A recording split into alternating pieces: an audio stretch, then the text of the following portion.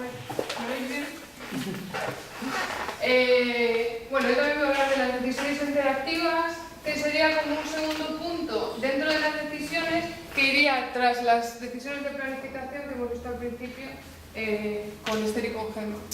Las decisiones de planificación irían aquí las decisiones interactivas, y en un tercer punto ya sería a posteriori, después de la clase, las decisiones de la evaluación. Entonces esto sería precisamente en el contexto y en el momento del aula. Desde un punto de vista más abstracto y teórico tenemos la definición que es un conjunto de respuestas inmediatas a un contexto o situación imprevista respecto al plan inicial de la clase con el fin de proporcionar un apoyo óptimo al aprendizaje. De manera que teniendo en cuenta esta definición, es muy importante también una buena planificación de la clase para minimizar el número de estas situaciones o imprevistas. Entonces, planificando bien la clase minimizamos esto. Lo que pasa que todos sabemos que la dinámica y las situaciones personales de cada uno es imposible reducirlo al 100%. Entonces, después de esta definición teórica, vamos a problemas concretos. En un estudio, en un análisis, Johnson ha extraído estos problemas principales. Están ordenados de acuerdo con la frecuencia que aparecen dentro del aula. En un primer lugar estaría la comprensión de los alumnos, que dentro de estas decisiones interactivas, y los imprevistos que nos surgen, la comprensión de los alumnos, la motivación y la participación del alumno, la organización y coordinación de las tareas docentes, la integración curricular, nivel y capacidad lingüística del alumno, temas y contenidos de la clase y las necesidades efectivas del alumno. Y vemos que aquí se conjugan las dos cosas, la parte del alumno pero también la parte del profesor, que en este caso, como he dicho antes, podríamos minimizar la parte del profesor con una buena planificación de la clase. Y a partir de estas ideas o de este estudio de Johnson, nosotros hemos obtenido estas consecuencias, hemos deducido estas consecuencias, que hemos dividido en dos, en cognitivas y en emocionales, porque todos sabemos que en el momento del aula no solo es el aprendizaje de una lengua, sino que el factor afectivo es muy importante. Las consecuencias cognitivas serían la alteración curricular, los saltos en el temario, tanto para atrás, porque no se comprende, como para adelante, cuando un alumno que sabe más pues nos plantea un tema nuevo, un aspecto que el resto no conoce. Entonces tenemos saltos en el temario tanto para atrás como para adelante.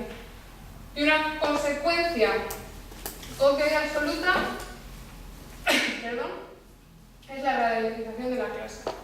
Hay una confusión y la clase se nos disgrega un poco y se ralentiza el tiempo. Emocionales, pues la pérdida de motivación del alumno, la actitud pasiva, la frustración, llegando en casos extremos a que el alumno decide abandonar el curso.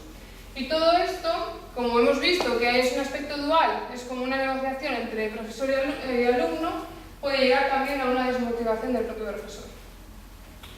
Entonces, con esto, ¿qué dicen los teóricos? Parten desde una perspectiva más global. Dice que los contextos de enseñanza y aprendizaje cambian, claro está, y los comportamientos de los profesores deben cambiar con ellos.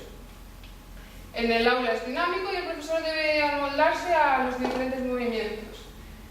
Y desde aquí, concretizando, Peterson y Clark dicen que cuando los profesores eligen opciones viables para alterar la planificación de las clases, el aprendizaje de los estudiantes aumenta.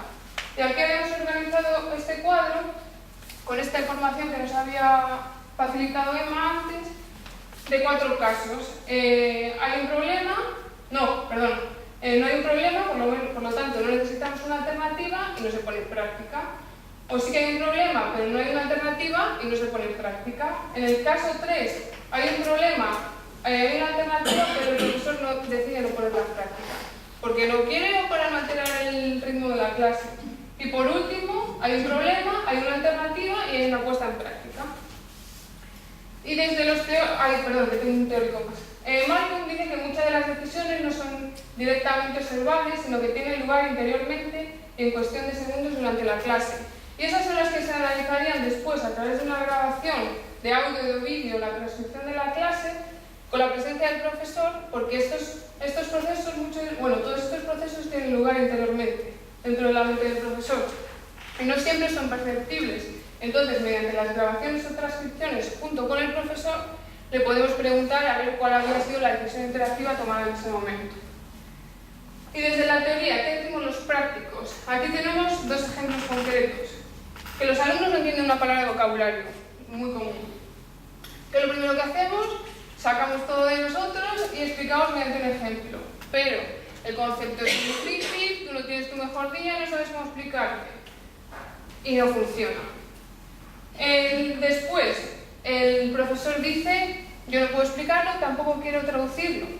¿Qué hago? Invito a uno de los alumnos, que muchas veces es más fácil entre ellos, explicar qué significa la palabra. El alumno sabe la palabra, pero no sabe explicarlo. En la lengua meca, en español, porque el profesor no quiere utilizar otra lengua. Sin embargo, al final llega que el alumno no ha sabido explicar la palabra y no se comprende. Y la conclusión es que es prioritario el uso del español en el aula. Sin embargo, luego hablaremos sobre esto. ¿Qué pensáis si una palabra, después de haber utilizado todas estas técnicas, no se comprende? ¿Lo dejamos sin entender o llegamos a la traducción? Y también falta de tiempo para realizar una actividad que teníamos planificada. Se sustituye la tarea que habíamos asignado por esta nueva tarea que no nos ha dado tiempo a realizar en clase. Entonces, la conclusión es que prevalecen las necesidades específicas del alumno sobre tu plan de la clase. Y finalmente las pautas, que tenemos 5. Como había dicho antes, tener en cuenta una buena planificación exhaustiva de la clase para minimizar el número de decisiones interactivas que vamos a tomar. Tener un plan B. Sabemos que esto va a pasar, entonces estar preparados para ello. Y este es el tercer punto de estar preparado para los imprevistos. Siempre van a surgir, tenemos que aceptarlo. Para ello, empatizar con los alumnos y saber más o menos cómo funciona la dinámica de la clase, sus necesidades, así poder actuar de acuerdo con ello. Y por último, la flexibilidad. Ser flexible, por ello, nos hemos permitido la metáfora visual de incluir esta flecha espontánea dentro de este porcentaje. Porque para las sesiones interactivas, principalmente hay que ser flexible. Muchas gracias.